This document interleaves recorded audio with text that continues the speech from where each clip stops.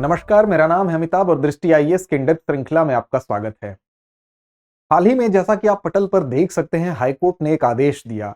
उस आदेश के तहत मथुरा में स्थित ईदगाह मस्जिद में अब सर्वेक्षण किया जाएगा एक आयोग के अंतर्गत। इससे पहले आपने देखा होगा कि वाराणसी में काशी विश्वनाथ मंदिर के बगल में स्थित ज्ञानवापी मस्जिद में भी ऐसा ही आदेश दिया गया, जिसके अंतर्गत अभी वहां पर सर्वेक्षण किया जा रहा है। उसकी रिपोर्ट अभी सौंपी जानी बाकी है। ऐसे में 14 नवंबर को हाईकोर्ट के द्वारा मथुरा में भी इस प्रकार का आदेश दिया जाना इस संदर्भ को महत्वपूर्ण और चर्चा में ले आता है। तो आइए देखते हैं पूरा संदर्भ क्या है, इसकी ऐतिहासिकता क्या है, कब से विवाद चला रहा है। इस पूरे संदर्भ को आज हम समझेंगे। तो श्री कृष्ण जन्मभूमि विवाद क्या कहा उच्च न्यायालय ने, इस पूरे प्रकरण को हम समझेंगे। पहले किन बिंदुओं के अंतर्गत हम इसको समझेंगे उनको देख लेते हैं।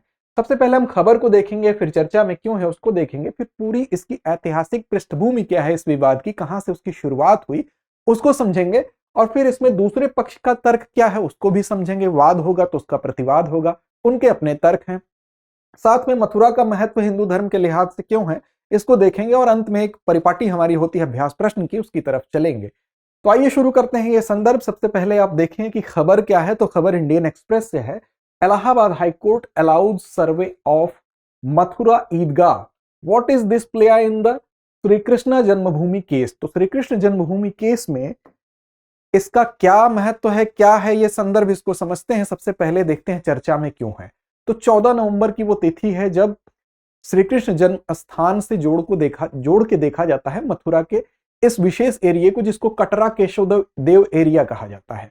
वहां जहां पर यह जन्म स्थान का परिसर स्थित है उसके समीप में ही सटी हुई एक मस्जिद की भी संरचना है, उसको ईदगाह मस्जिद के नाम से जाना जाता है।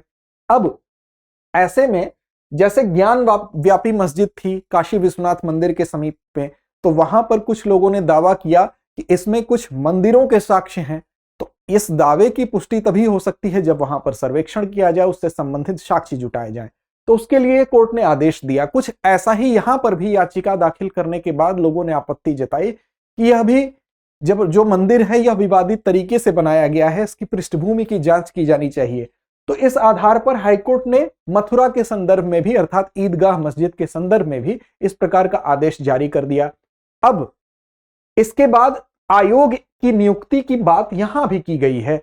वस्तुतः कोर्ट को ये एक नियम के तहत यह कोर्ट ऐसा करता है कि जहां भर भी विवाद या तथ्यात्मक अस्पष्टता की स्थिति होती है, तो तथ्यों की स्पष्टता के लिए सीपीसी के तहत जो नियम 26 आदेश 26 का नियम 9 होता है, उसके तहत इस प्रकार का आयोग गठित किया जा सकता है। तो उसके अंतर्गत न्यायालय ने ऐसा किया। अब श्री कृष्ण जन्मभूमि में आप देखेंगे तो जो पूरा जन्मभूमि का परिसर है उसका टोटल एरिया है 13.37 एकड़, जिसमें अगर वर्तमान जो परिदृश्य है उसकी बात करें तो 10.9 एकड़ जमीन जो है वो श्री कृष्ण जन्म स्थान के नाम से उस परिसर के पास स्थित है, लेकिन जो 2.5 एकड़ जमीन है उस पर जो शाही ईदगाह मस्जिद है वो जमीन उसके अधिकार में है। तो ऐसे संदर्भ में जो हिंदू पक्षकार जिन्होंने आपत्ति दर्ज की थी, उनका ये कहना है कि ये पूरी जमीन जो है वो इस परिसर के अंतर्गत है, अर्थात उस पर वो अपना दावा करते हैं। अब इसमें कितनी सच्चाई है वो तो कोर्ट के अधीन है, वो नियम के अधीन, संविधान के अधीन है, जो भी निर्णय आएगा। लेकिन बात करते हैं इस विवाद की ऐतिहासिकता की, इसकी शुरुआत कहां से हुई। इसके लिए आवश्यक है कि इसको हम शुरू से इसका इतिहास क्या रहा है पौराणिक मान्यता से लेते हुए ऐतिहासिक बैकग्राउंड से वर्तमान स्थिति तक पहुंचे तो बेहतर ढंग से इसको समझ सकते हैं। सबसे पहले अगर बात करें तो श्री कृष्ण भगवान का जन्म चूंकि मथुरा में हुआ था, इसलिए मथुरा को हिंदू धर्म एक पवित्र स्थल के रूप में मानता है। ठीक उसी तरह से जैसे अयोध्या भगवान राम के कारण और शिव के कारण वाराणसी को, काशी को मानते हैं।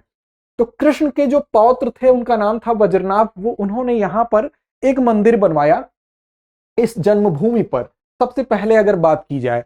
उसके बाद आगे बढ़ते हैं तो 400 ईस्वी के आसपास जो गुप्त साम्राज्य था उसमें चंद्रगुप्त विक्रमादित्य, जो कि गुप्त साम्राज्य इनके समय में सबसे अपने स्वर्णिम काल में पहुंचा था, और साथ ही इन्होंने देवराज और प्रवर सेन जैसी उपाधियां धारण की थी। इनके समय नवरत्न का कॉन्सेप्ट है, फायान चीनी यात्री इनके समय आया था, तमाम बातें हैं इनके बारे में।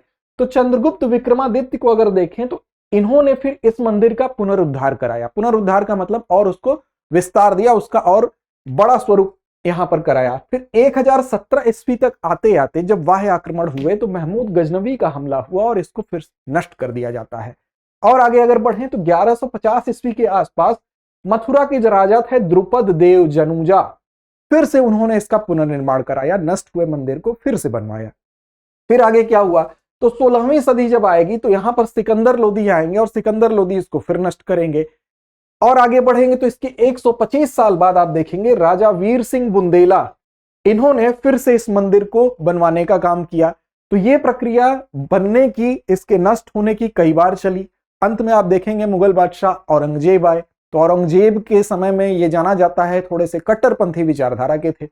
तो उनके समय क्या होता है कि आखिरी हमला इसके ऊपर फिर होता है, फिर एक तरह से इसको नष्ट करने की कोशिश की जाती है। उनके द्वारा जो फरमान जारी किए गए थे उसमें भी इसके साक्ष्य मिलते हैं।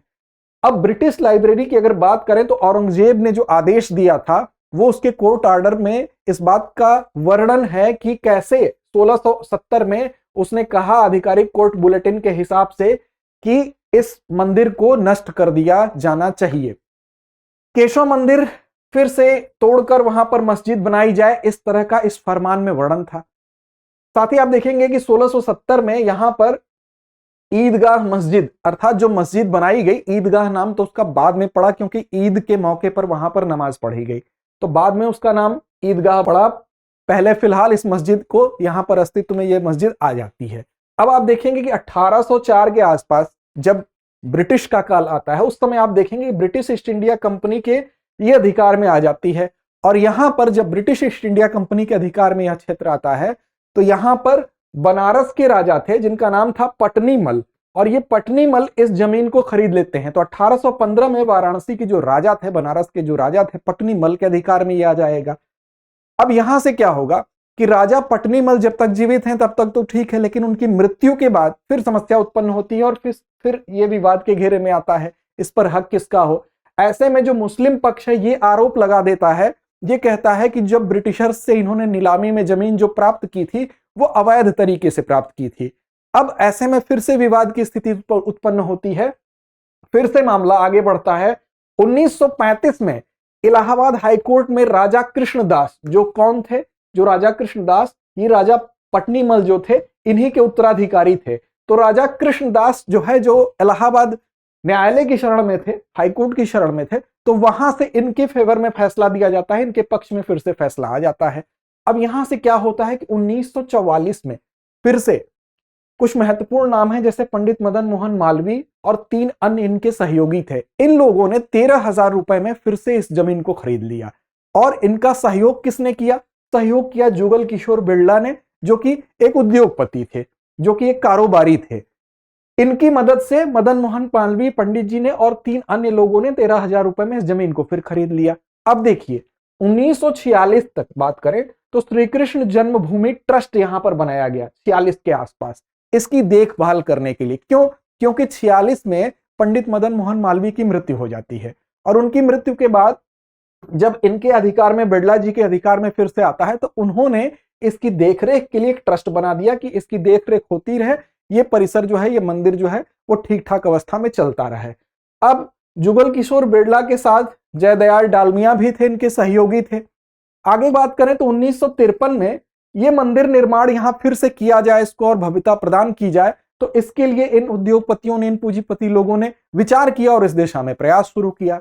उसके बाद आप देखेंगे 16 सितंबर 1958 को क्या हुआ कि जो केशव देव मंदिर था वो बनकर तैयार हो जाता है, और वो जो वर्तमान स्वरूप हमको इस समय केशव देव मंदिर का दिखाई देता है वो 16 सितंबर 1958 को ये जुगल किशोर बिरला और उनके सहयोगियों की मदद से तैयार हुआ। तो यहां तक मंदिर अब बनकर तैयार हो गया।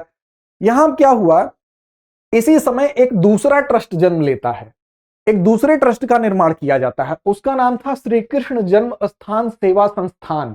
एक अन्य ट्रस्ट बनाते हैं, और कौन बनाते हैं? तो डालमिया जी, जो कि बिरला जी के सहयोगी थे। अब यहां क्या होता है कि मंदिर के रख रखाव की जिम्मेदारी वो इस दूसरे ट्रस्ट को दे दी जाती है, लेकिन साथ ही ये बात भी कही जाती है कि मालिकाना हक इसके पास नहीं होगा, वो तो बिरला जी के पास था।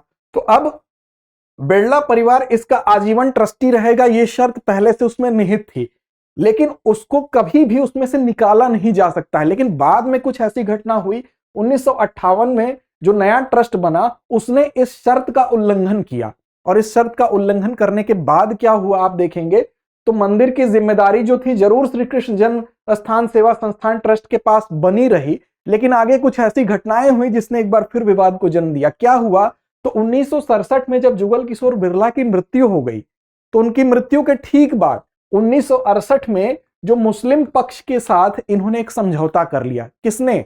दूसरे पक्ष अर्थात दूसरा जो ट्रस्ट बना था डालमिया जी के द्वारा जिसको बनाया गया था, उसने मुस्लिम पक्ष से समझौता कर लिया। और क्या किया उसने, जो ईदगाह शाही मस्जिद का संपूर्ण प्रबंधन है उस प्रबंधन को मुस्लिम पक्ष को सौंप दिया। अब इस पर कुछ लोगों को आपत्ति हुई।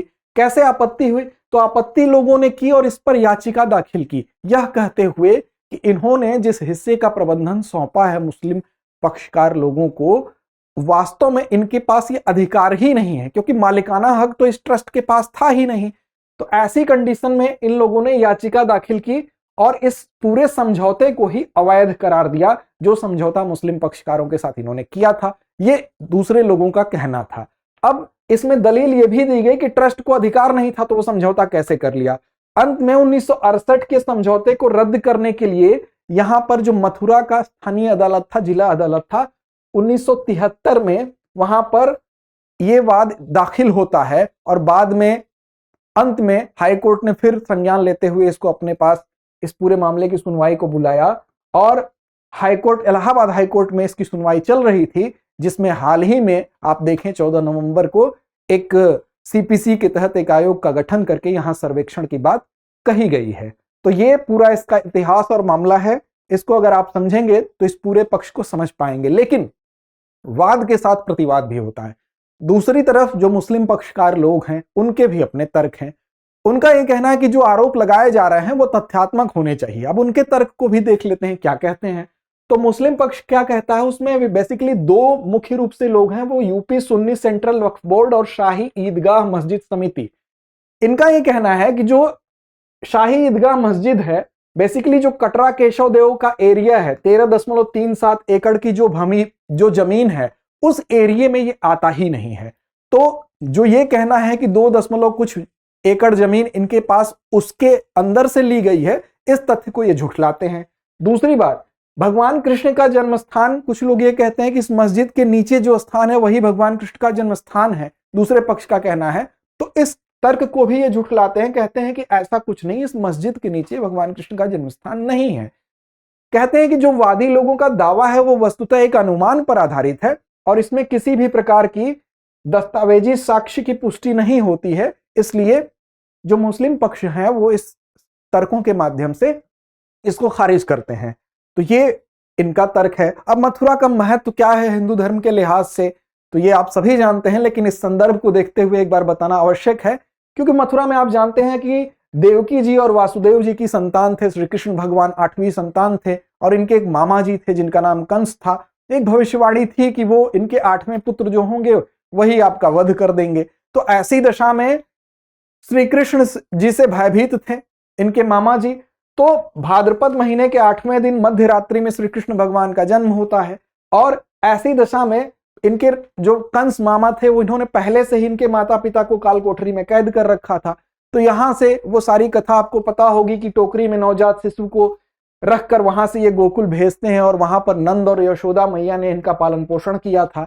तो मथुरा बेसिकली भगवान श्री कृष्ण का जन्म स्थान होने के कारण और दूसरी चीज वृंदावन में इनका प्रारंभिक जीवन व्यतीत होने के कारण ये दोनों ही जो स्थान है वो हिंदू धर्म के लिहाज से काफी पवित्र माने जाते हैं, काफी इनका महात्म्य है। तो ये महत्वपूर्ण है। अब क्या इस पे निर्णय होता है, क्या सच्चाई है, वो संवैधानिक दायरे में रहते हुए माननीय कोर्ट जो फैसला देगी सभी पक्ष उसका स्वागत करेंगे। फिलहाल आपके सामने एक अभ्यास प्रश्न है कि ज्ञानवापी मस्जिद किस शहर में स्थित है। Option A Mathura, option B Prayag, option C Agra और ऑप्शन डी वाराणसी। उम्मीद है आपको संदर्भ समझ में आया होगा। फिलहाल आपका कमेंट हमें ऊर्जा देता है, इसलिए कमेंट करके इसका उत्तर जरूर दें। हमें और बेहतर करने की प्रेरणा मिलती है। लड़ते रहें, अपने लक्ष्य की ओर बढ़ते रहें। धन्यवाद।